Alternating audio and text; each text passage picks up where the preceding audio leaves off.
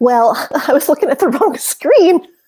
That is too funny. All right, well, welcome to Tui Snider's Offbeat and Overlooked. If you can believe it, this is our 18th show. Really having a lot of fun with this.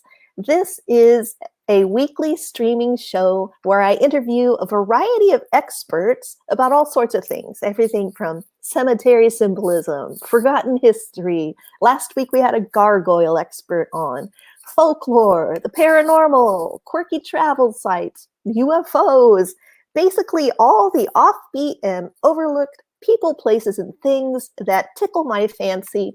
And as you know, I have a very ticklish fancy, so there's quite a variety here. In case you are new here, I'm Tui Snider. I write books, I give talks, I do a lot of research, and I really love sharing what I find with you guys. And one of the ways I share is on this weekly show where I bring people on with this different expertise. Now, this week's guest is just delightful. You're going to love her if you don't know her already. She is Courtney Mroch. She's an ambassador of dark tourism over at Haunt Jaunts. And I did share her link a little earlier, but you can find all sorts of links for her in the description below. So make sure you check those out. She also has a YouTube channel, which you ought to subscribe to. I'm telling you, you'll enjoy it. Now, today we're going to talk about sunken cemeteries and mermaids. And, I have a few announcements to make first. First, I want to see it. A lot of people showed up. It's nice when a little crowd starts before the show. Oh, my little necklaces. There we go. It's off. It was bugging me. So, yeah, let me see who all is here. I think I said, oh, hi, Nicole. I didn't see you yet. And we got Francisca. And I was making sure everybody turned them blue. I have a little thing up here. That's why I had the wrong thing up at first, because I wanted to make sure I made everybody moderators, who are the people who come here a lot. And you're talking about dark chocolate. Yes, you had me at dark chocolate. That is my fave. All right. So before I bring her on, just a couple little announcements. I do like to remind you guys that the same very link where you're watching this show is going to be the replay link too. And people, after every show, they always ask me, how can I, a lot of people will say, oh, I'll get a message or two. Hey, I missed your show. How can I find the replay? Well, you can just go to my website, which is just my weird little name.com. And you can go up here where it says show recaps and replays and click on that. Of course, if you, wait too long and space out, this is going to come up. It's a pop-up. But that could be a good thing, because that's how you sign up for my weekly newsletter, which comes out as a private newsletter. It comes out on Sundays. I tell you who's going to be the next guest. And, if I have any other news going on, I share it there. So one way or the other, you can find it. Now, I'm a little behind, like I'm a week behind. I haven't updated with last week's replay. Another way is just to dig around on my YouTube channel, but some people find that harder to do. I have a couple people who don't actually have YouTube. They don't have YouTube accounts, and so they watch on their TV. So, there's you never know. There's so many options these days with technology. Oh, Wade's here, huh? Hi, Wade. Great to see you. Thanks for coming by. I hope made you a moderator? I think I have. Okay, good. You've been turned blue. All right, just double checking. Don't want to neglect anyone. Now, for our photo of the week, I have something a little different than usual. Remember last week we had this wonderful guest, Jeff Morrison, who took all those fabulous photos of, here, I think you can get a better look at him, really wonderful photos of gargoyles. Those were really neat. And he has that wonderful coffee table book. And one of the stories he shared with us was about how in 1972, these teenagers stole or kidnapped, whatever you call it, an alligator from the local zoo. And because it was crazy, it's because the Rolling Stones were coming to town. And so they wanted to put the alligator, I don't know, bring it to the concert. Really, it was not a very logical plan. I didn't quite get what the plan was. But do I have it here? Here it is. Oh, yeah. So I looked it up afterwards. I wanted to find it up, and I found in the newspaper article about it, the Belle Isle alligator. It had a night out. It ended up living fine. The kids stole it. They kept it at home for a little bit. And apparently their parents didn't suspect anything, except they noticed that every time a news report would come on about the kidnapped alligator, they would laugh hysterically. They still, didn't realize their kids were the ones who had done it. Doesn't seem like any charges were pressed. And Jeff, the guy who wrote the book, who was the guest last week, he found out the name of one of the people who stole the alligator, and he wanted to interview this person now that they're all grown up. But they wouldn't do an interview, so I guess we'll never really know the true intent behind it, which was just, I don't know, it didn't seem very thought out. The good thing is no alligators were harmed.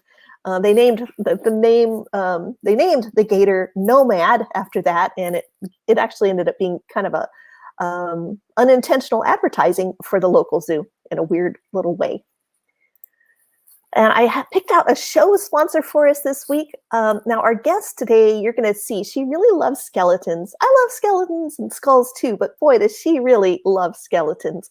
So I looked around and one thing I found was this article from 1930 where they were saying in Glasgow, skeletons for sale. And I thought that was interesting. And they were also having a great winter sale of tombstones. They didn't have any prices. I was curious how much they were selling the skeletons and the tombstones for. So I should ask you guys, can you hear me okay? I have both of I can't hear out of this one ear still. I feel a lot better than I did last week, I guess, but it's just, I'm can't hear out of here. So I'm just hoping you guys will have to tell me if there's a weird echo or anything. Looks like the alligator was such a great story. Yeah, he had a lot of fun stories, didn't he? He's really a fun guy. I definitely want to have him on again, especially when he has his new book coming home. Oh, oops, you said oops, and now I'm saying oops because I didn't mean to do that. Of course, now I usually have, when I bring this, a fake ad on here or a fake sponsor, my real sponsors are my Patreon supporters, so I want to give them a shout out to Bob, Connie, Ian, Scott, Ghost Cat, Jessica, Ann, NVJ, Ken, Patty, Sarah, Julie, Margaret, Hugh, Mikhail, Naomi, Tim, Pete, Sarah, Rachel, and the other Tui, who is no relation to me. Oh, you have nothing? No sound? What? Oh, no. Oh, but you're saying sound is good. Huh. Well, hopefully most of you can hear me. Volume and sound is great. Okay, I'm going to go with the majority here. Maybe Nicole's having an issue. Maybe you guys can sort her out. Oh, working now? Okay, that's good to know. All right. Phew. I don't want to just be babbling over here and have you not hear me.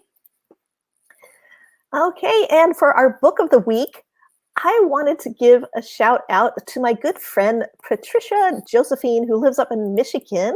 And she is a wonderful writer. And here's a picture of her. I've actually known her for over 10 years now on Twitter, of all places. She's one of those people, you know them for so long online, you forget that you haven't met them in person. Does that ever happen to you guys? That happens to me. It is so strange. Anyway, she is an excellent writer, and she has a book out right now that consists of drabbles. And I don't know if you know what drabbles are, but I didn't. A drabble is a form of flash fiction. And so she writes these stories that are only 200 words long. Now you might think, how interesting can that be? I'd read some flash fiction, and when it's not good, it's just, so what? But what amazes me about Patty's is she writes these flash fiction stories that there are a couple characters she's written about where I still remember them and I still feel for them. And just in 200 words, she can make you care about them. She can make you wonder. She can, some of them are like, I want you to keep writing. I want to know what happened to that little character. And so she wrote one. This one's called A Quick Spell. It's available now. It's only 99 cents. You can grab it on Amazon, and I read it on my phone. I use the free Kindle app. It's perfect for if you're waiting in line or you have a doctor's appointment or something, and you can just read these, or you wake up with insomnia, you can just read a couple of her flash fiction stories.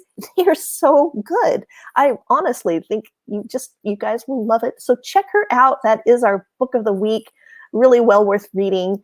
I didn't add a link to her book, but I will do that in the description below. Of course, you can just search for A Quick Spell, but if you don't find it, like I said, I will do that. Oh, sounds interesting. Yeah, it is. It's really a fun read. And she's converted me. Now I'm kind of a connoisseur of flash fiction. I think it can be a lot of fun. So without further ado, as I'm zipping all over here, I want to tell you a little bit about our show guest before I bring her on. And I have I cobbled together a little bio from stuff I found online about her. So, don't let Courtney Mroch's sweet smile fool you. It masks a dark mind that delights in the twisted. It always has. Even when she was little, her family thought, hey, she might outgrow this. But no, as she grew up, her macabre side just got stronger. These days, Courtney is an ambassador of dark tourism over at her website, Haunt Jaunts, which is a travel site for restless spirits. I think you guys would all love her site. And that's where she shares her adventures, jaunting to haunted, mysterious, and macabre places and events. Sounds right up her alley, doesn't it? She is a prolific writer. She's written things even for the Chicken Soup series. She's won writing awards. And she contributes to so many websites that I don't know how she does it. I mean, she's everywhere. Now, her home base is Nashville, Tennessee, where she lives with her husband, who just happened to be her high school sweetheart as well. It's very cute. But today we are going to talk with her about submerged cemeteries and mermaids and find out just, all sorts of things. And feel free to ask questions, you guys. I am going to bring her on right now. Add her to the stream. Hey there, Courtney. How are you? Oh, good. Thank you. Hi, Tui. Just as I knocked out my earpiece. Yeah, that kind of thing always happens, doesn't it? Oh, my goodness. Well, I'm excited about this topic because I really don't know a lot about the submerged cemeteries and mermaid lore that you're going to share with us. So feel free to how did you get into this? I think I know a little, actually, but go ahead. Oh, yeah, I probably told you a little bit when I now I'm remembering. When you were asking me to come on, I'm like, hey, I just watched this thing on Discovery. It was on Discovery Plus at the time, the Paranormal Caught on Camera show. And okay. One of they send me what is it? Yeah, I know what you mean. They're Discovery Plus, but Travel Channel, they're press people. They send me programming highlights every week or every 2 weeks, I guess. So one of them had caught my eye because for Paranormal Caught on Camera, one of the episodes was Mermaid in Nashville. So I was like, there's a what? And we have a boat. There's a lake here called Percy Priest Lake. There's that's I took that screenshot. I made a little video of it because I was like, I know where this is. She was at the overlook at the dam. And well, first I wanted to make sure it was Percy Priest, and sure enough, it was. And our boat faces the dam. But if you're at the overlook, you would really have to look to see where our marina is. But it's right there. So I was like, oh my gosh, there's mermaids and Percy Priest, which really there aren't. I like that though. So some sort of mermaid sighting. And let's show people your boat. You've got like a 31-foot sailboat. Yeah. It looks nice. Sailboats are my favorite kind of boats. I love sailing. Oh my, well, you need to come. Oh, if you come here, you can help because it was my husband's dream, and I'm just trying to learn. Oh, okay. No, I went to a Girl Scout camp where they made us learn every part, the pintle and the gudgeon and the points of sail and, a beam reach and a broad reach and all this. And we actually had to capsize our sailboats, and we did all this training. And it was a lot. It was a lot of fun. Holy cow. See, you know way more than I do. I'm good to know like the shrouds. Oh yeah, and the sail and the wheel. Yeah. Very basic. The anchor. Well, yes. You got to start somewhere. Exactly. So basic. No, but good. All right. So And this is more near Nashville? Yes, it's only it's like 20 minutes from the airport. It's Oh, not okay. far from, and I think it's like probably, yeah, 20 minutes, 15, probably 15 minutes from the airport, 20 minutes from downtown, something like that. For Mhm. us, it's about 30 minutes depending on traffic from where we live. Oh, okay. But yeah, it's not far. It's a great lake. There's like Mhm. 5 marinas on it. Oh, wow. That And sounds like a big to have 5 marinas, that'd be pretty big, yeah. yeah, so it's pretty cool.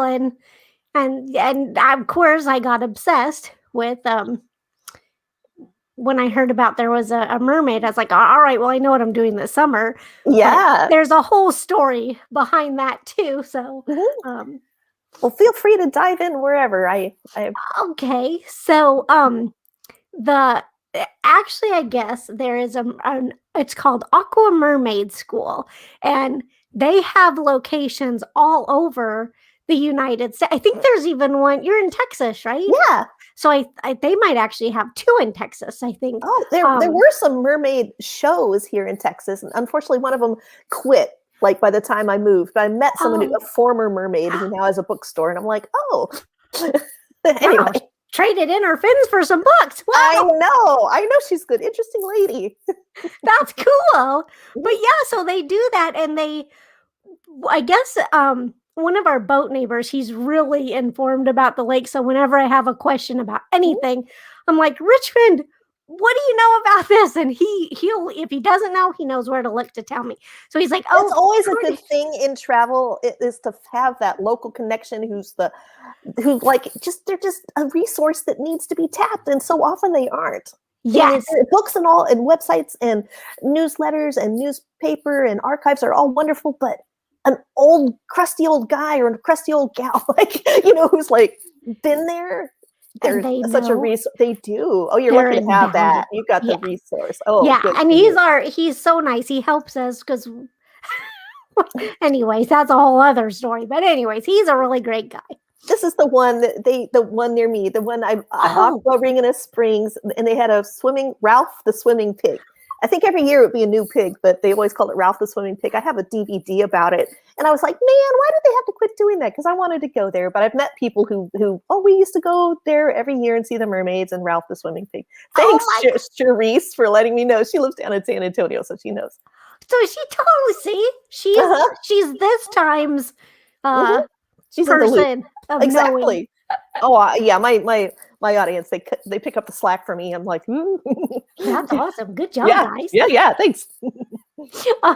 So I guess the Aqua Mermaids have meetups, and then one of the Oh, places where they meet up is Percy Priest Lake, and they happen to swim right off the Overlook Dam, which I didn't think you could swim right there, but I do see people wading in all the time. oh, So okay. I guess they strap on their or pull on their fins and Yeah, off I they don't know go. how you get in there. Speaking of mermaids, I last year I saw, before the whole COVID thing, my husband and I were, I think, in St. Martin, and they had a statue. It's actually the Little Mermaid statue, and I should have put it in my show notes. I didn't. Okay, but here's what's so interesting, because when we see mermaids these days, it's just one. Both legs are in the thing.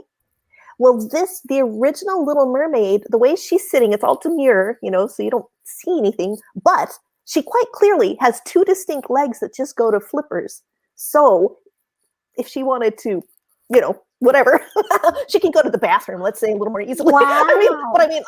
Yeah, I was just like, what? That changes up the whole Little Mermaid thing a bit. Like, Oh, that's I wonder if interesting. Disney decided to put her all up so they didn't have to worry about a bathing suit issue, or when now I'm all curious about when the Little Mermaid went from More. having 2 distinct legs that just ended in fins to, oh, you gotta have scales for the waist down, or belly button down. I just wonder how that came about. That's interesting. Yeah. I Oh, don't mermaid know. versus siren. Mermaid has 1, siren has 2. Oh. The legs, oh, siren for the win.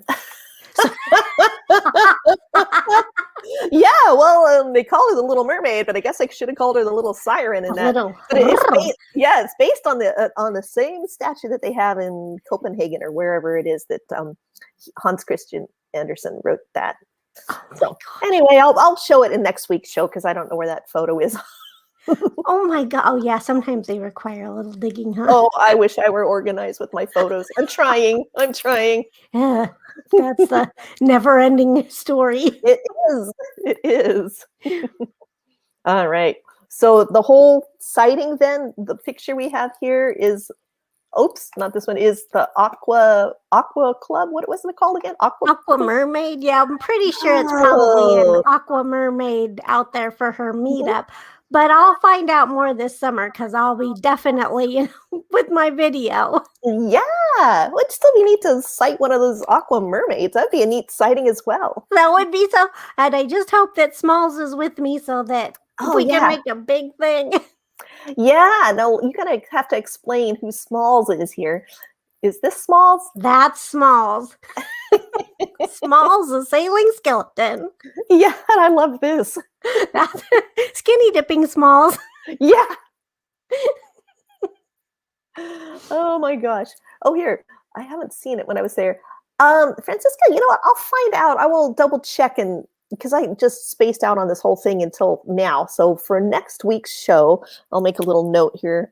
I'll just write the word mermaid down. Hopefully I'll remember what I meant. Sometimes I'm too cryptic. I write notes and I'm like, what did I mean by that later? But I just read the dorkiest things down. I think it's going to mean something later. But yeah, I'll look that up for you, Francisca, and I'll find out. It was just right down along the waterfront, as I recall. But maybe it wasn't St. Martin. I don't know. I'll figure it out. All right. So yeah, now how long have you had Smalls? Because I think, I know about Smalls ever since I've known you, but when did Smalls come into your life? Because I see all these great photos and everything that you have of him. Smalls is still the newest. Oh, okay. So maybe I'm confused with your other one. Well, okay, get me up to speed here. Yeah, because it started with Skelly, then I got Scooter, and then Smalls came along. He's probably been at least a couple of years now. Oh, yeah. You've got a couple more people popping in to say hello. Yeah, wow. We're getting okay, there we go. Well, that's always nice. I'll try to. All right. So now how many skeletons do you have now in your family? A few. Just a few. No, quite a few. Do you have a mermaid skeleton? We do, and she's on the boat. I didn't think to send that picture. I should have sent that. You know what? Everything's just going by I have one too. I think they're so cute. They're so cute. Yeah, she's pretty big and gangly. So, okay. The pirate skeleton and the mermaid skeleton. So the mermaid skeleton is Scale. She lives on the boat. And the pirate skeleton is Scullywag, and he lives on the boat also. Oh, okay. It's good to have a couple residents on your boat. Yeah, so they're always there. And then Smalls comes around with us everywhere because he's, I can fold him up. He's easy packable, and he's just cute. So he is cute. That goes far, I would say. Yeah. All right, I'm just picking around on photos. Feel free to guide the conversation wherever you feel. Oh yeah, this is great. I love this there he is. He's being the deckhand. He probably can tie ropes better than I can. Yeah.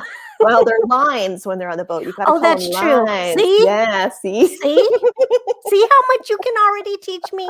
I don't know. And then Wayne's like, pull the sheets, and I thought that was it. He's like, no, that's for the ropes that go to the lines that go to the. I don't know which one, so it can be confusing. That's a really nice boat you've got. Thank you. All right. Yeah, that was an exciting thing. So yeah, so then so Richmond, the person who told me about Aqua Mermaid School, also said these are the apps you have to have on your phone when you're sailing, or that he used. He didn't say that I have to have them, but he was like, they're very helpful to him. So I was like, if they're helpful to him, I'll get them. So one of them was Navionics. And I was looking, and it looked so confusing to me. So I was looking, and I swear I saw, and it was right around when you wrote also. I'm like, oh, there's a cemetery. Synchronicity. Yeah. Yeah, under there. I'm like, oh, we could talk about this. Yeah. I'll learn all about it. And then I must have been confused. There's little symbols. And one says, it's like a little cross kind of. And it says church. Any of these? Oh, I know there was one that said church. Yeah. Let's see. I might have one in your slideshow. Oh, there. Church, that thing. Yeah. So it, I think I might have gotten confused. Yeah, there it is. Okay, yeah, there we go. And so the red ones, the red squares are single buildings, and then this symbol is for churches. So there's like 6 churches apparently under there. Wow. But I must have gotten, I swear I read that it said cemetery, and I'm like, oh, there's a cemetery. Well, a lot of times next to the church, there's the churchyard, and that's what I was thinking. They might not have labeled it as such, but I mean, that's fairly common if it's older. If it's that's what I was thinking. And so I didn't actually find, where I could, screenshot something like this, but I did find church. But I did find that they did move a whole bunch, which I was surprised at the amount that they moved. If I'm cheating and looking at my notes really quick. Oh no, go ahead and look at notes. That's fine. Look all you want. I believe they moved. Oh, it was 2,243 graves from 97 cemeteries. That when they made Percy Priest. So I was like, okay, let me back up here. You're saying that just for one lake, one lake. Okay, just for one lake, they had to move over 2,000 graves. Wow. Now I've got to say, so often. Do you know the year that this was? It was 1963 or 66. Oh, okay. If it was that late, they might have actually 66. done so. Oh, okay. If it was that late, because earlier on, when I hear about, they will say, "Oh yeah, we moved everybody," and then and then they hire someone, and like there's that park. We had a guest on. Was telling us about Cheeseman Park in Colorado, where yeah, we moved everybody, but like when you're out there gardening, you're like, oh, what's this? And then you have like an alas poor Yorick, moment with a so so I was wondering, well, even in the 60s, so sometimes they would they hire. But it's interesting you bring up Cheeseman, because we were just in Denver, but I grew up there, and I actually went to school and Cheeseman Academy, which was right on Cheeseman Park. And I swear that our school was haunted. Like that was some of our first, and we played in the park all the time, but I would have bizarre things happen. And then I always dreamt about this one ghost in particular. And then one night, it was in my 20s. I mean, it was a long time after I was out of middle or elementary school. And I had a dream about the school, and I was going, all around. I was going into the auditorium, up the old classrooms, there was a newer side, and then the old house side. And then it was almost like the house was saying goodbye. Well, I didn't know, I totally lost touch with anything connected with the school. And then several years after that, I found out it had been torn down and new things had been built up. And I'm like, I wonder if that was the same time when I had this, because I used to dream about the school all the time. And then that was it. It was a very final goodbye dream. So that's really strange to just have it end like that. Yeah. It was really weird. So, but we go back. I always have to go back and say hello to Cheeseman where the school was. So that's interesting that you brought that up. But speaking of other lakes, I did some other research, like what you were saying about how they didn't move the grave. Yeah, they claim they do, and then they're like, So you found a really interesting, which I had found that too, about the Butler, Tennessee lake. Yeah, let me know. I don't know how to say right it. Ones. Watauga Dam and I don't know. Let me know if this is the right one. Is this the right one?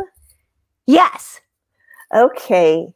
Yeah, and I put I was glad he had his copyright on there. It's from the cemeterydetective.com. And I will add the link to this, but I'm not sure where exactly this is. I was just thinking, is this one of the places? I think it was called like Bales Lake? Butler Lake, I think. Butler Lake. Oh, okay. Yeah, Butler. Oh, because it's, you know what? Actually, I may be lying to you. I think I think that's what the town was called, Butler. But now I believe it's Hales Bar. That's it. A lot of people know Hales Bar Dam because it's so haunted, and they host a lot of events and stuff. And I think this cove, what's it called? I'm looking at my notes again because I can never store things. Yeah, Hales Bar. I think Debbie was sending me some links just a few minutes before the show of videos of Hales Bar, so I was watching those right beforehand. Yes, Mullins Cove at Hales Bar. That's it, Mullins Cove. That's it. Yeah. Yeah, so I've got a few. This guy goes out in his little kayak. And I think that's so cool. I was like, oh my gosh. Like, look at that one. That's cool. Mm-hmm. I would be all over that. We would be going there every time, and my husband would be ready to drown me. No. So this looks like a pretty Victorian era cemetery. So I wonder when this one was flooded. Do you know? You know what? I don't know if I wrote that down or not. I want to say, I don't think I don't have the dates on there, but I want to say it was twice. The Hales Bar was maybe in the 20s. And then, but they think that this cemetery had already been submerged by the time they did that one, because that was for the Tebco or something. I forget what they called that one. And then the Tennessee Valley came through in the 60s, and because something had failed with Hales Bar, they created the Nickajack. Oh, okay. That's so yeah, so they're, I wonder if they moved these, or if this is just a flooded one. I think that's a flooded one, and I think something with the silt, and it made it rise up, and they don't know where to relocate it necessarily, so they just leave it. But I was wondering, cool the way it is. Yeah, and then is that a hand like with a finger pointing up? Yeah, so when that, hand with a finger pointing up, means like one going up, I'm headed to heaven. Sometimes there will be a crown above there, so that's sort of symbolic with that. So sometimes you will see, a hand going down, and then people are like, oh no, does that mean they're going the other way? But it doesn't. That stands for sudden death. So like if the hand is, so you were, unexpectedly, it wasn't like you had a long illness. It was like, the fickle finger of fate reached down and, hey, took you to heaven. So I should remind any new listeners here that if you want, I give out on my website, tuisnider.com. I give a free book there that's just a little booklet about the meanings of hands, because that's how I got my husband interested in cemetery symbols, because, we all have hands pretty much, right? They're easy to recognize. It's not like some obscure symbol, but they can mean so many different things. Like a hand up here by the neck stands for martyrdom, and so there's just, I made a little booklet that people can have, and it's just a fun way to get into the fun of cemetery symbols, and hands are kind of a good entree. So there we go. That's your commercial, everyone, for the show. And it segued perfectly. Thank you. We didn't even arrange that. Courtney, how did you do that? Yeah, that is a really cool, these were, really nice monuments. And I think it's actually kind of neat that it's submerged, though. Yeah, I think it's so cool. It's just so eerie and creepy in its own way. And look at, there's a little, I didn't notice that before, with the little cabin on the lake there. So they have people living right by there. They can just come out and check it out whenever they want. Hey, I guess. Cemetery. And I like this, the drone footage really cool. shows you. So it's just like a little country burial ground at one point. I didn't look to see if this was on Find a Grave. I'm feeling like there's so many things I should have done for this show, but whatever. Yeah. That's it's just a neat little square. Obviously, if you're flying over that, you're going to be like, what is going on? Something was there. Is that a foundation? What is that? But then when you see it from there, for sure. What is there? I know. I wish I would like to see what's on these other ones. Maybe it looks like a willow, weeping willow, but they're very nice headstones. They really nice. Yeah. Yeah. It's very interesting. I don't know of any submerged cemeteries in Texas that you can visit like this. There must be something along these lines, though. Now I'm going to have to look into that, because in Texas, we only have one natural lake. All the other lakes that we have were man-made. And, look what happens when man makes lake. We end up flooding things. Yeah, and that's what... So I didn't find any in Texas, but I did find some in North Carolina, Georgia, South Carolina, West Virginia, and I don't know where this other So one a is. lot of the older states kind of. Yes, and they were, like you said, they were flooded. And there's actually some really interesting ones that I think there's a bunch. So I think it was Lake Burton. I think it's Lake Burton in North Georgia that it was 4 lakes were created by damming sections of the Tallulah River, which I think is a fun name. And I guess Burton, I think, was a former gold rush town, and they supposedly moved everything, but rumors persist, like how you were kind of saying, like, I don't know that they necessarily did the work. So I've been surprised to learn that you think cemetery associations would keep track of everything, and I've heard so many horror stories that there really has not been much oversight until recent decades of cemetery records. So there are a lot of places where they just did it because they knew it was the thing to do. But then there are other places where they were like, someone stepped into the job and just kind of started slacking on it. And they just like, who's ever going to know? And then what happens is something happens. Like a woman, she even wrote a book about it.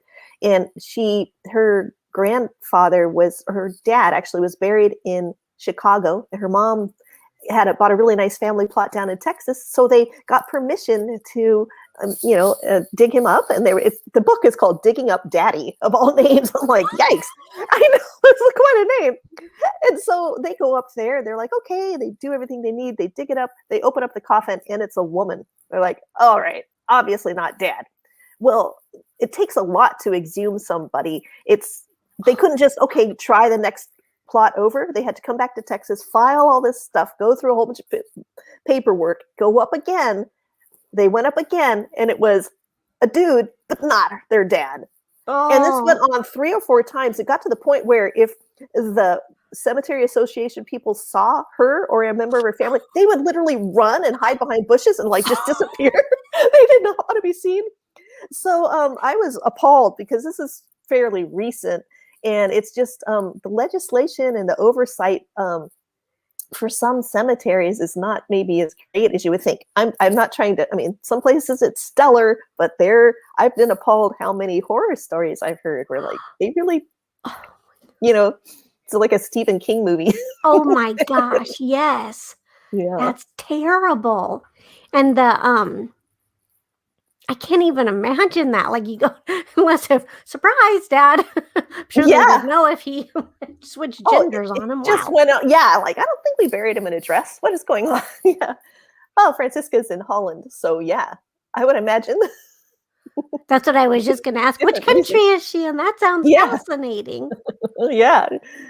Yep. And Sandra, bye, Sandra. She's up in Canada. Bye, Sandra. She said she's going to come back later. Watery graves. Yeah, it does give a new meaning to a watery grave. Watery grave, big time, yeah. And go ahead. I was just going to say, although in the Maldives, I think they actually have, it's the Maldives, they actually have an underground cemetery. Like there's some places where that it's intentionally underwater, not underground. Did I say underwater? Yeah. Oh, wow. And then they'll actually inter you? Underwater somehow. I was like, wow, that's kind of neat. I mean, maybe for a scuba diver or something. Yeah, that sounds super interesting. Kind of neat. And it could be a reef. You could somehow become part of the environment. Oh, I've seen something like that where you can, I don't know how you process yourself, but they'll put you in something and boom, put you in. You become part of the ecosystem. Yeah. That'd be cool. Coralize yourself or something. Yeah. Help the coral come back. That could be neat. And then, so this is a really cool one, I think. Okay. Yes. Okay, so Lake, I don't know how to say it, though. Jocassee in South Carolina. Just make it up and we'll all think you're right. Do you okay. Wait, is it one of the ones here? Or are these are all? Oh, yeah, no. I didn't have any photos of any okay. of All right. Oh, okay. Those were just to show that there's all kinds of, road works and bridges and buildings all underneath Percy Priest. So I think that's interesting. But the water is really not dive. I mean, you can dive there, but you'd have to be like this, I think, to see anything. So, oh, yeah. But this one in South Carolina. And I guess Jocassee. I don't know how to say that, but it's Cherokee, which means place of the lost one, which I thought was interesting. Place of the lost one? Yeah. Oh, yeah. I thought that was that's kind of mystical sounding. Poetic. And then a diver that I guess they have really pretty, I believe that's where it's emerald waters. And they found a whitewater bridge, Camp Jocassee for girls, and then, Atacola Lodge were 300 feet under the water. But lodge. And they'll dive. They take people under to dive, so it's like a little diving tour to see these ruins, which I think is neat. Yeah. And then, but the really thing that I thought was kind of interesting was it has a Hollywood connection with Mount Carmel Cemetery. Oh. It's under there. That's the name of it. And it was in Deliverance because it was filmed in that area a year before the valley was flooded. Where they filmed Deliverance got flooded later. And how interesting. Yeah, I thought that was neat. And so there is actually a cemetery, and they showed, I don't remember if it was from that one or one of the others. There's like 5 or 6, but it was really sad because it was a lamb on a grave. Isn't that for a little child? Usually. Or someone who was very innocent, sometimes had a mental disability occasionally. Like, because I've seen one where they're like 22 years old, and I'm like, huh? But then when I read about most of the time, it is for a child, and Aw. Yeah, so they showed a picture of that. I was like, oh, that's very. Okay. It's a little startling to see that underwater, but and that you could still that it wasn't too worn down, because the lambs are the ones that I get a couple times a year. People will send me pictures of very worn down lambs. And they'll be like, hey, I saw a picture. Why is a camel on this person's grave? Or my favorite one, because the lambs, they don't have their tails bobbed. So my favorite was someone had one and they thought it was a rat. Why is there a rat on this grave? I read that, I'm like, what? And then I download the photo. I'm like, oh, that's just a worn down lamb. But those worn down lambs, they get people. They're like, what kind of animal is this? That's why I say start with hands, because hands are easily recognizable. Lambs, even a lamb. Camels. Yeah. But it always has me going, like, I always fall for it. Like, what, a rat? How unique. Then I'm like, oh, that's a worn down lamb. Oh my gosh, that's hilarious. Yeah. See, I'm so glad I bring these things up to you, because I know you're going to know. Like, there's so many times I'm out somewhere and I'll notice them. And I'm like, what would she make of this? Now I know I should just take a picture and send it to you. Yeah, text me or whatever. Yeah, sure. That's awesome. Yeah, that's fun. And then, and this was a hilarious one. So Summersville Lake in West Virginia, which I appreciate that I can just say that. No wondering. Nice. It filled in the town of Gad, G-A-D. Okay. And they decided not to name it Gaddam because I like it. Oh man, that would have been great. Gaddam. They went with Summersville, which was the next closest city. Too bad. Missed opportunity there for a lot of I thought that was hilarious. I'm like, oh my gosh, that's funny. Yeah. And then and then that one too is interesting because they drain that lake in winter, so you can see parts of the old roadway and foundations and stone carvings, which I thought was cool. That would be neat then, to go there in the winter. Now, do you know, like, when they do these, when they submerge these cemeteries, did you find out anything about, like, do they compensate people for it, or they're just like, too bad? No, they will consult with the families to. Do you have a certain place where you want them to be? And they'll pay for everything to move. So they do that, and they'll make arrangements. But some of the families want it, in another place, or they make arrangement. Like here, I think it was Mount Juliet. They made arrangement with that cemetery to move. Oh, okay. So I thought that was interesting. Yeah. But, wow. And then I think there's and then there's a Smith Mountain Lake in Virginia, which I guess they call the Jewel of the Blue Ridge. Oh, yeah. There's a town under there called Monroe, and the Sunken City Brewery pays homage to the founders of Monroe.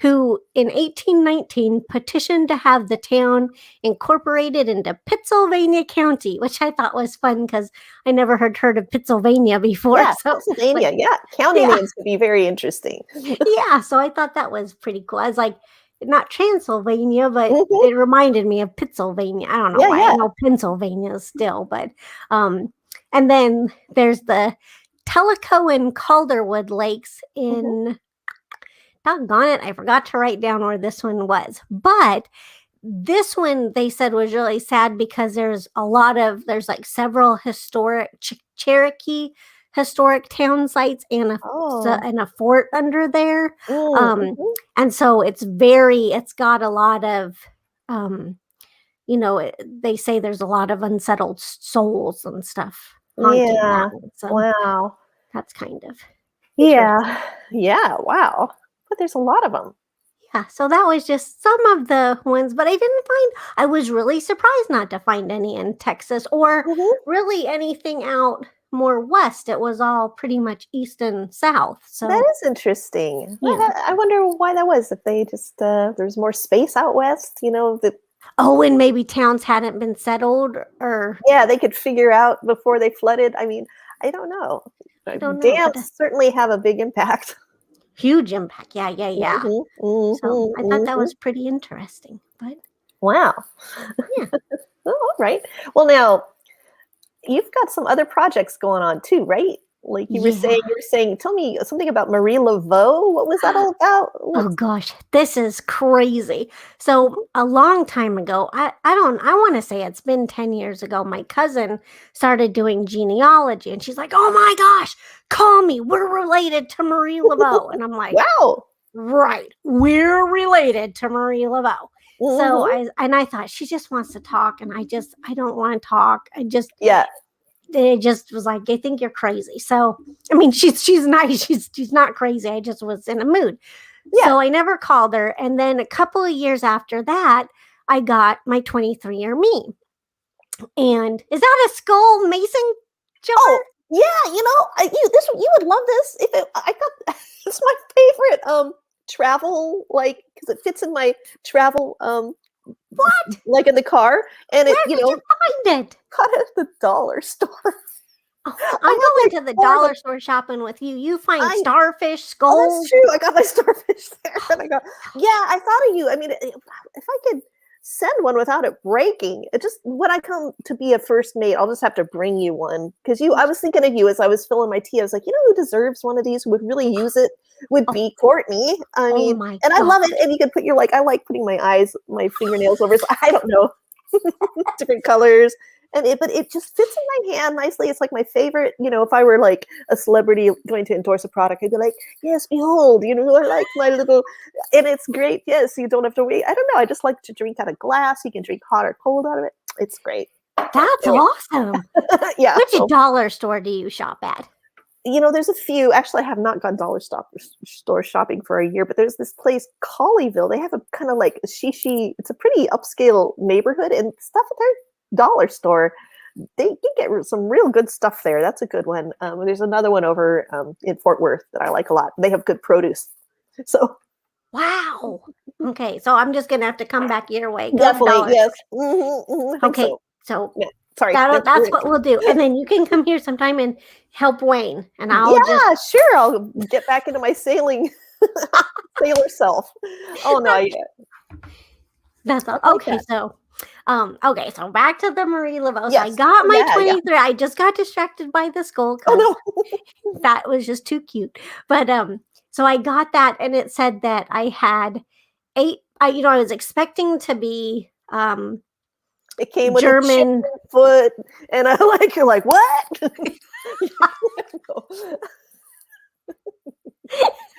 You're like, what's this all about? What's going on? But I expected to be a certain thing from European culture, pretty much, and I was. But then I also was 8% West African, and I was like, what? And I said, what? So I went and I did my genealogy slowly, and then this year, I was going back, and I was like, oh my God. my third great grandmother is Marie Laveau. And I know that we came from New Orleans. I knew we had a history and stuff, but I was like, wait, my cousin wasn't lying, but it's not the Marie Laveau. Oh, It's not even one of her daughters, we don't think. Her name, the Marie Laveau, is Marie Catherine Laveau, and my great grandmother, her great grandmother, is Marie Adele Laveau. So, but they were, and all their documents are noted as mulatto. So I did not know we had mulatto on that side. So I guess I was talking to Carolyn Morrow, who is a big Marie Laveau authority, and she said that wait. Yeah, we're having show and tell. Woo! School sippy glasses. That's basically what this show is. I love it. But Carolyn Morrow is a Marie Laveau. Carolyn Morrow is a Marie Laveau authority, so she knows every ancestor. So I was sharing with her, and she said, "No, I don't think that you are, but we still don't know who my third great grandmother Marie Laveau, who her mom or dad were. So there's still a chance, but it's not very like. But it was interesting to find out that we're Creole descent. Yeah, that is really neat. And that was interesting. And so there is a connection to New Orleans then in your family tree? Yes. So my grandmother grew up there, and her great grandmother, I guess it's everybody on my grandma's side was born there through back quite a way. So she was like fourth generation, I think, at least. And then she met my grandpa, who was from Mexico, and they eloped. It's a big romantic story.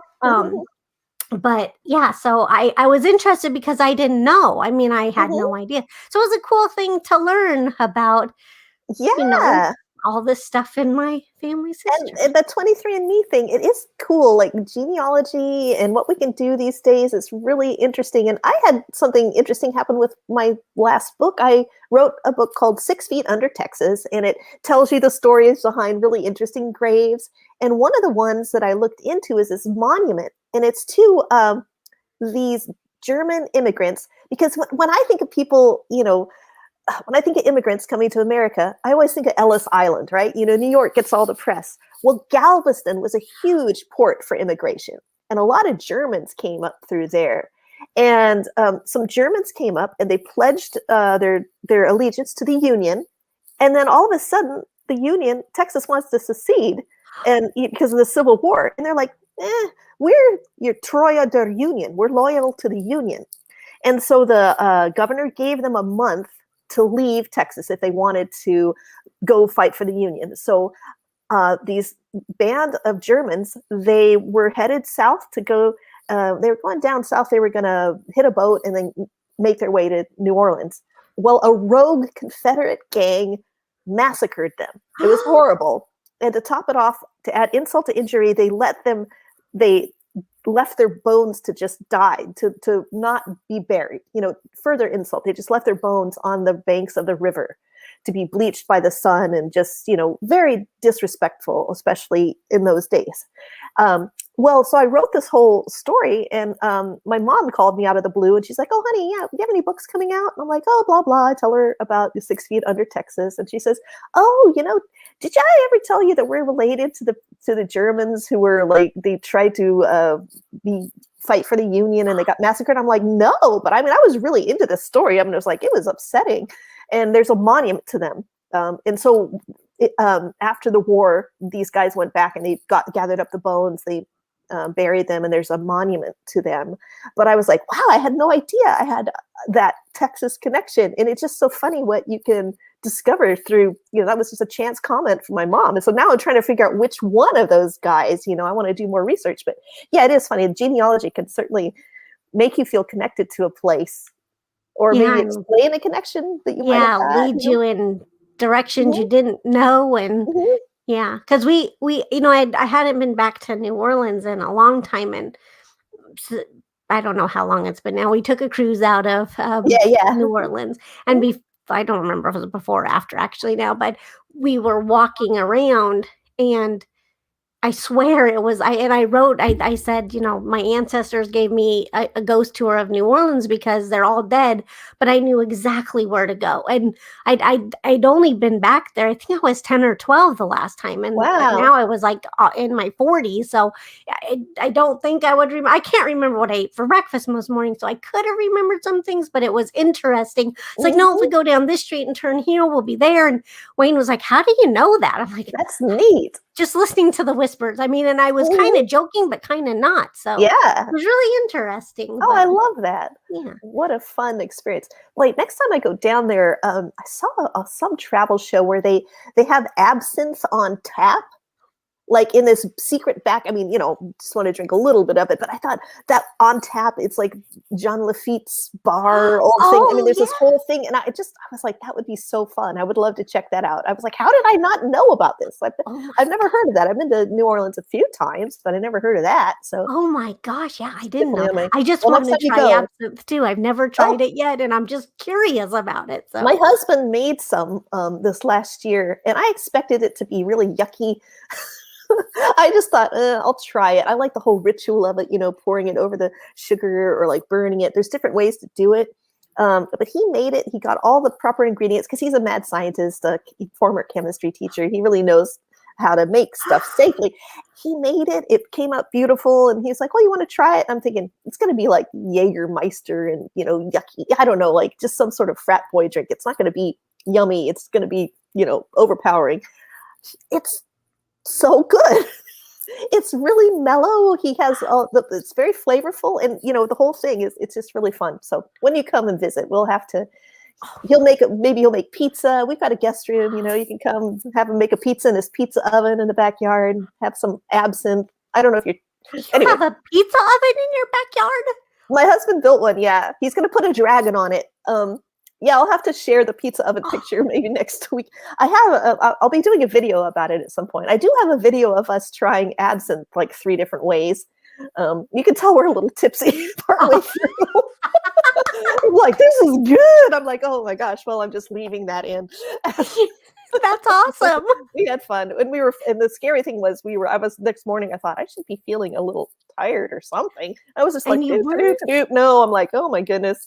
No, but you know how you can make booze and it can have the kind of poisonous alcohol in it. He chucks out, like back in the old days when people would make it, they go blind from drinking, bathtub gin. So he dumps much more. Like there's a certain amount of methanol that you're allowed to have by law in your drinks. He makes sure that ours doesn't like have any. I mean, he really dumps it out. Ours is very pure. So there you go. You can tell Wayne. Wow. We'll set you up. We'll set you up when you come. That's amazing. We'll do a live show. But I'm sorry, I didn't need to start yapping about myself here. You just got me off. Now, I want people to know that time is flying because we are getting up to the top of the hour. Time flies. And you guys, if you have any questions for Courtney, now is the time to pick her brain about haunt jaunts and and for you to tell us about all the different sites you write for. You write for so many different places. I do. I just ended up deciding that I'm not going to do that because I want to write, focus more on haunt jaunts, but also focus more on the book that I'm writing about, Haunted by Marie Laveau, and then also do some haunt jaunts guides. So guides to different places, and I really love weird What will the haunt jaunt guides be? Just break that down. What will it be like? You mean it'll just be guides like haunt jaunts guides to hotel rooms and haunt jaunts guides to weird and unusual days and ghost tours, and but they're not just like, okay, you can take a ghost tour here, but like this hotel has a ghost tour, or where you can do it yourself ghost tours, that sort of thing. Well, you write with such personality, it will be a fun guide. I think that about you. So I just would love to write like how you do, because your personality, wow, you just carry people right in there with you like this show. Oh, well, thanks. Thank you very much. I think I'm blushing a little. Okay. Okay. Well, anyway, yes, tell us more about your projects and what you've got going on. So that's about, just gonna write that I really am just infatuated with different weird and unusual holidays and observances, you know, like Leprechaun, like today is Leprechaun Day, which it is. you would think, why is Leprechaun Day in May? But, and then like Scarecrow, Build a Scarecrow Day is in July, which why would that be then? Why wouldn't it be in the fall? But you need the scarecrows early for the harvest, you know, to keep the birds away so that the harvest can grow. So they make them early, but we associate them. Yeah, there's usually a reason behind things. So it's like, you know, with the cemetery symbols, I don't just like to say what they are. I like to say why they have that thing. Or like Memorial Day. Like, why is Memorial Day in May? It's because that's when flowers are blooming. Like, you know, 100 years ago, not every place had a florist. Nowadays, we just think of, oh, year round. We're so accustomed, like I can get a watermelon any time of year. But I mean, the thinking 150 years ago or whatever was like, well, you know, we don't want to have Memorial Day in December because it'll be cold and there won't be any flowers to put out. So this if it's when everybody has stuff growing in their yard, then well, that makes sense of a time to have it. But we had a question. So interesting. Yes, what makes sense? Well, I'm looking forward to your books. Okay, so Francisca wants to know, how would you describe dark tourism? That's a great question, Francisca. In fact, Wade thinks so as well. Oh, see? We're in agreement. Page. Man, Wade. I would define it as if you know, anybody who enjoys, like, going around looking at what is that called? Oh, being a taphophile or a cemeteurist? Yes. Yeah, different. Cemeteurist? Is that what it is? Cemeteurist, I say sometimes, because a lot of people don't know taphophile. I love But taphophile is kind of the official thing, but I say cemeteurist to people. I love it. So that is dark tourism, and ghost tour is, you know, if you take a ghost tour, if you go on there's a lot of companies that do ghost hunting events and or take you to investigations. That's dark tourism. If you like spending nights in haunted hotels, that's dark tourism. So anything, if you go in search of Bigfoot or you like to go look in forests for dark tourism. So anything, anybody watching this show is gonna like dark tourism. So make sure you follow her. I've got links for her below, and I think including her YouTube. Make sure you subscribe to her YouTube channel. Oh, and Scott's reminding us that September 19th is Talk Like a Pirate Day. I have a funny story about this. Okay, when my father-in-law lived with us for a few years, he had dementia. And we, you know, I would just play along with him and we do certain things. And so I was talking all piratey with him that day and going, "Arg, Dad, arg."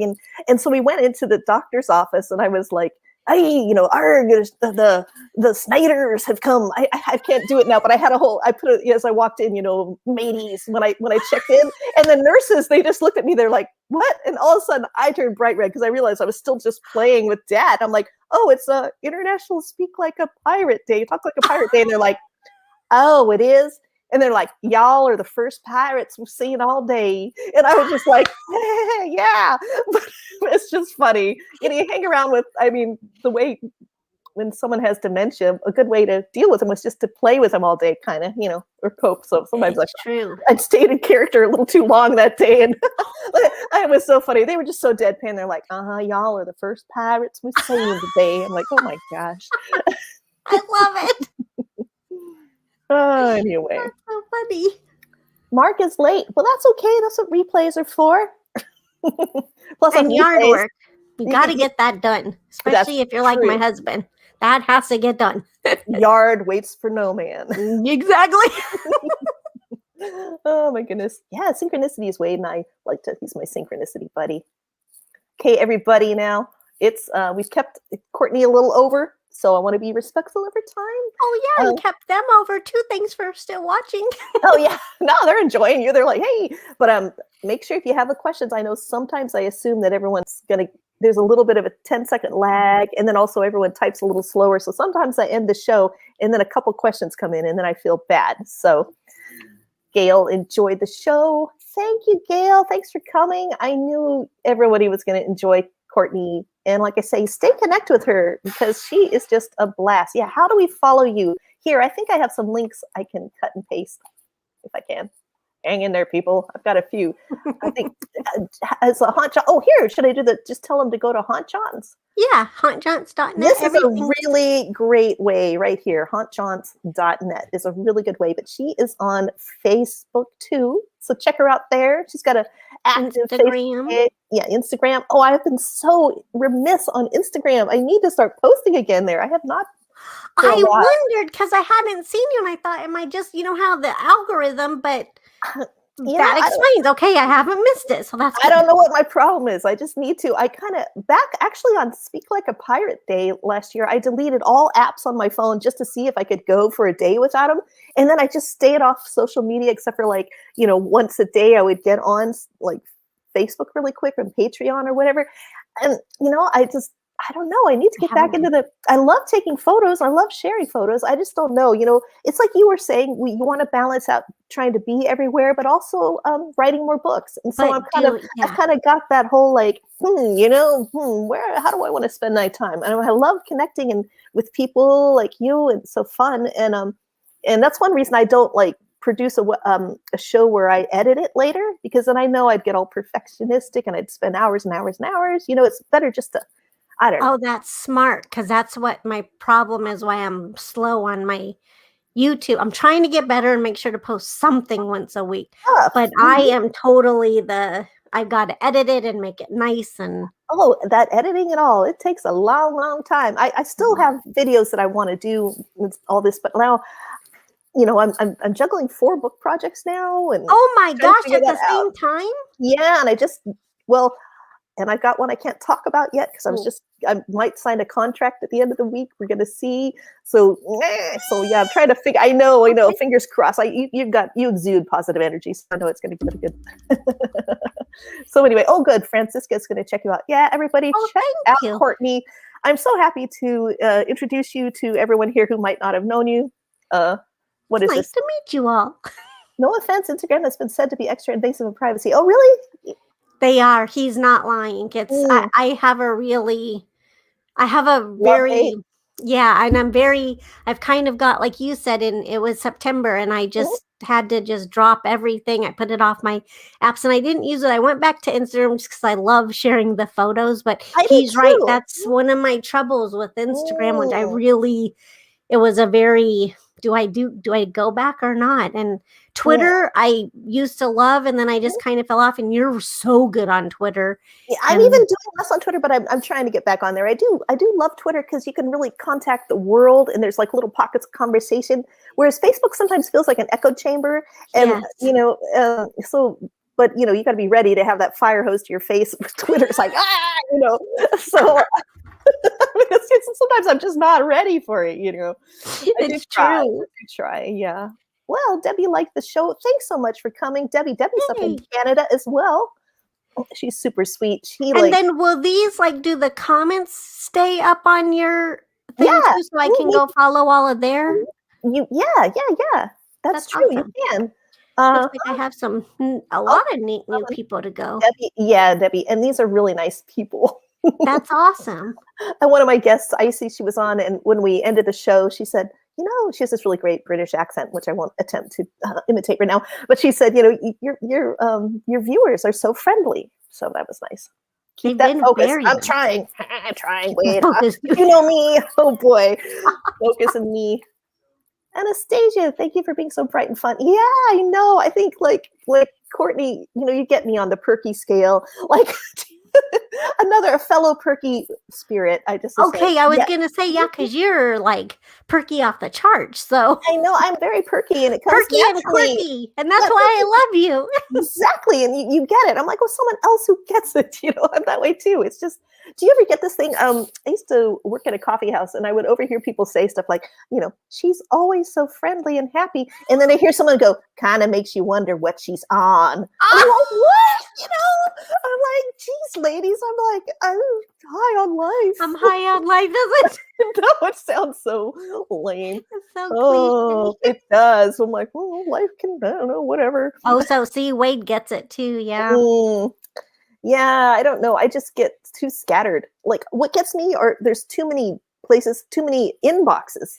Like, if all I had to do was open my email and everything gets siphoned in there, but then I get a message here, here and here and here and there, and then I start to feel like, That's me. That face right there. That. Yeah, very attractive. I know. No, That's what feels. That's the feeling. Sums it up. All right. Well, everyone's happy to connect with you. And I know we've kept you a little over. I want to say thanks to everyone. It was a lot. It was a lot. The funny thing was a lot of times I wouldn't have had coffee yet, but everyone would be like, "Oh, you better cut you off." And I'm like, if you only knew. This is without. Oh, no. Although I did have a roommate once who told me that, I shared a house with a bunch of guys, and one of them was like not a morning person. I mean, I like to sleep in, but I kind of go from, you probably like this, I go from 0 to perky within like 5 minutes. And if I don't, it's like, what's wrong with me? Yeah. And so, so he made an agreement with me, like, do you see that coffee pot over there? Like, if it's full, don't talk to me. You can't talk to me. Just don't even say anything to me till it's down to like the quarter full. So I would just glance at the coffee pot and be like, oh, I'm not saying hi to him. Just gonna avoid him. It was so funny. But that was all right. Oh, Lachelle, super sweet. Well, glad you enjoyed it. Everyone's saying they enjoyed you. I hope I didn't miss anybody's comments here. What's Discord? I don't know that one. Oh, Discord. Yeah, I've tried that. It's been a while since I was on it. My friend who I was talking about her book. Oh, let me give her another plug. Okay, so if anyone got here late, they need to go back and buy my friend's book for 99 cents, which it's just a wonderful book, which now I can't find. I thought when you said dribble, I was like, is that some kind of a spell? Yeah, no, it's drabble. Drabble. Dribble, drabble. Dribble, drabble. Yeah, dribble, drabble, Anyway, yeah, go buy her book. I forgot why I was bringing this up. Oh, she had a Discord. I don't know if she still does. But yeah, Discord is this thing where you can chat live with people. So you can, it's like a little message board. And you can actually have voice chat on it as well, I think. I'm doing a really bad job of describing it. But I have used it before. It's just been a while. Like I said, I really pulled away from everything. So everybody go get a quick spell. Remember to follow Courtney. I am going to let her go, although I'm having so much fun. I wish I could beam all of y'all over and we could go. My hubby would make us pizza and we could all drink absinthe. That would be so fun. Maybe in the future we could have some sort of meetup. Yeah, that'd be awesome. That'd be great. And then you guys get to come here and crew. Yeah. Oh yeah. I totally have my whole I have sailor hats and everything. I'm all about it. I love sailing. I'm really goofy that way. I have a whole fantasy in my head that I'm a sailor, so so I will boat up on it. All right. Well, thank you everybody. Thanks to everybody who came. Happy with YouTube and Facebook. Yeah, they're pretty good. That's a good thing for me right now. I'm bopping into Twitter. I'll be on Twitter later today for my writing group.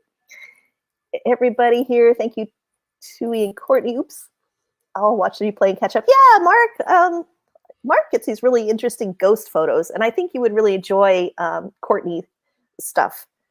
So yeah, make sure you follow her. And does he post his stuff onto the YouTube? Yeah, you'll have to check out his I'll check YouTube. It out. Yeah, definitely. Awesome. All right. Okay, everybody. Well, I will say goodbye for now. Thank you so much for coming, and we will see you next week. And yeah, so thanks again, and ciao, ciao.